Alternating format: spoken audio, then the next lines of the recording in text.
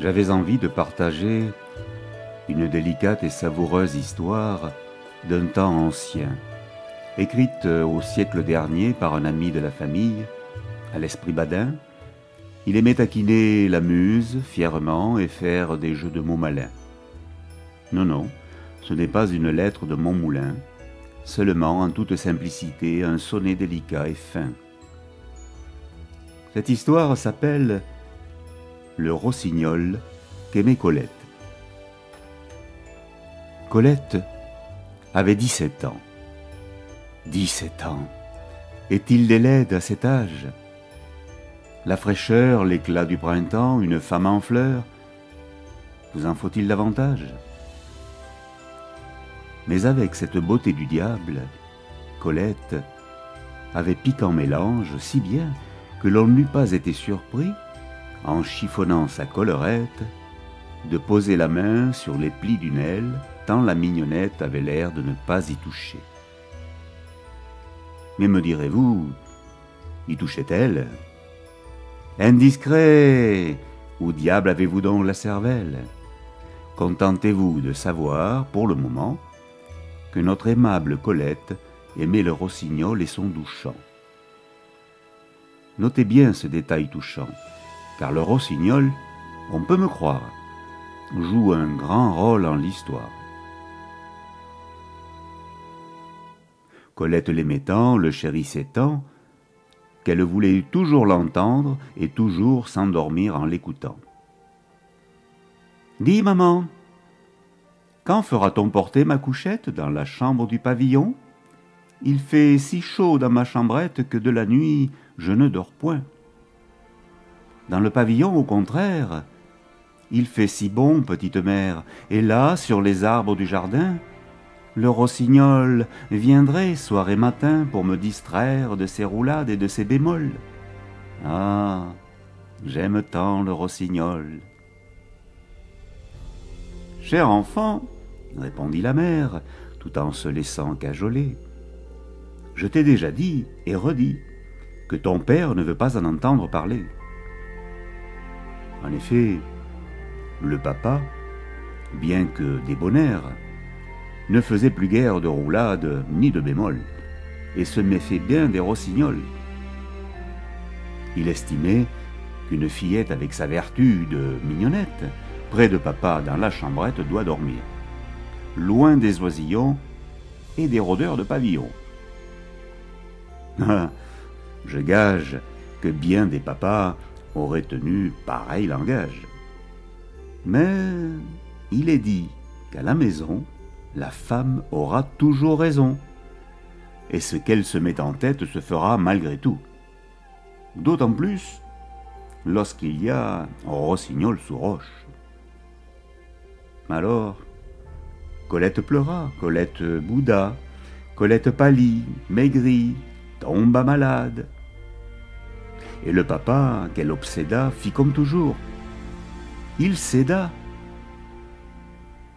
Le soir même, dans le pavillon, elle dormit sans plus de tralala. Colin, le beau rossignol, reçut de son amante fidèle cet énigmatique couplet sur papier vélin. Mon cher aimé, tant d'amour me rend si savante que j'ai gagné mon procès et le tien. Le pavillon nous appartient. Ainsi, pour toi double conquête, le pavillon est ta Colette. Viens donc ce soir, mon beau capitaine, tu dormiras à l'abri des surprises, sur ta position conquise. Ah, fiez-vous après cela aux airs candides de ceux qui rédigent des épîtres de cet acabit. Bien sûr, Colin en goûta fort le style, la désinvolture facile, le tour subtil et délicat. Il pratiqua donc par le balcon, où la donzelle avait fixé une romantique échelle et fit une escalade d'espagnol.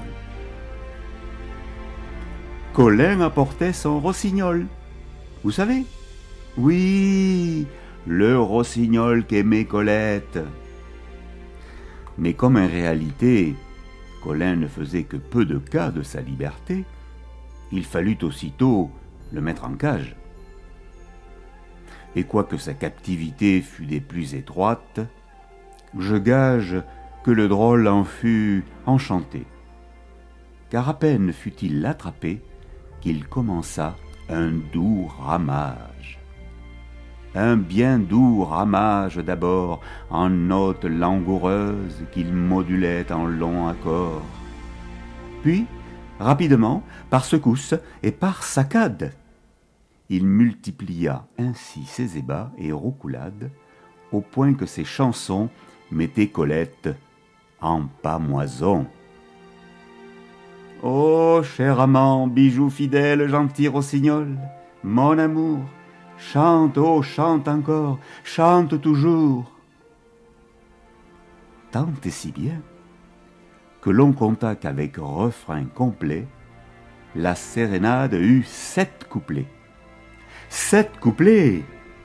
Chut, ne vous récriez pas, mesdames, songez que c'est au siècle du Décaméron que cette aventure se passe. Et nous savons, d'après Boccace, que les rossignols de ce temps pouvaient chanter fort et longtemps.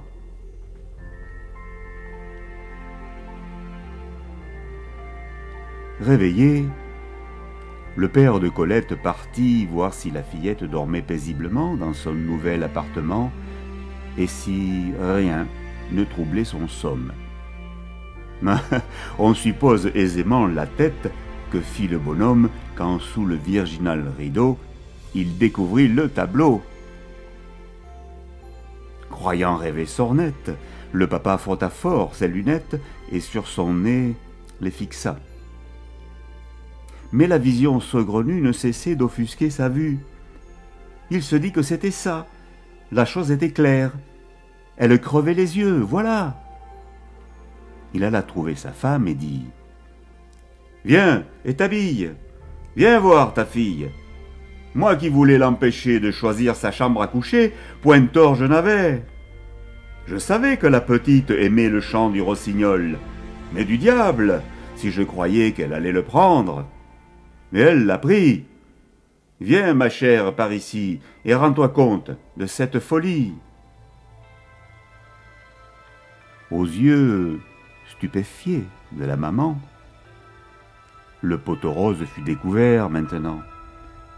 Au demeurant, fort touchant, Colin tenant la cage, Colette tenant l'oiseau.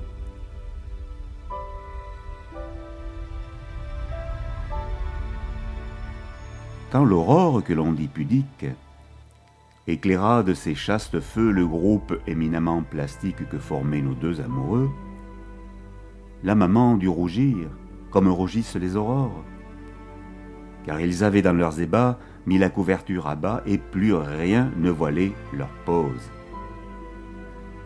Que faire? Tuer l'imposteur? Non, non. Faire un esclandre et laisser publier le scandale dans tout le quartier? Non, non.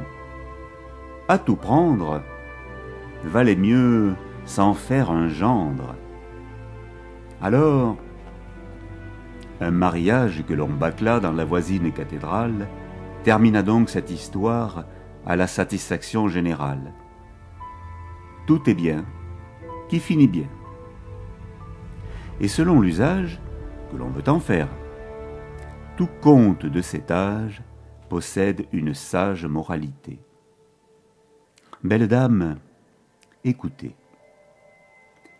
Tant que va la jeunesse en votre âme, entretenez donc l'ardeur et la flamme. Elles vous feront reine des sérénades, et 1000 aubades célébreront votre grâce et votre beauté.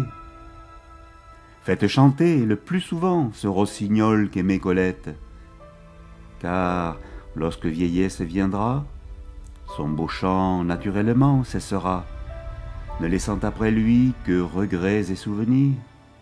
Alors, nuit après nuit, vous rêverez de gai ramages, de frais pavillons, d'arbres du jardin, et espérerez vainement entendre encore les roulades et doux accords de l'oisillon. Vous savez, ce rossignol qu'aimait Colette. Camille Faubel, 1912-2010.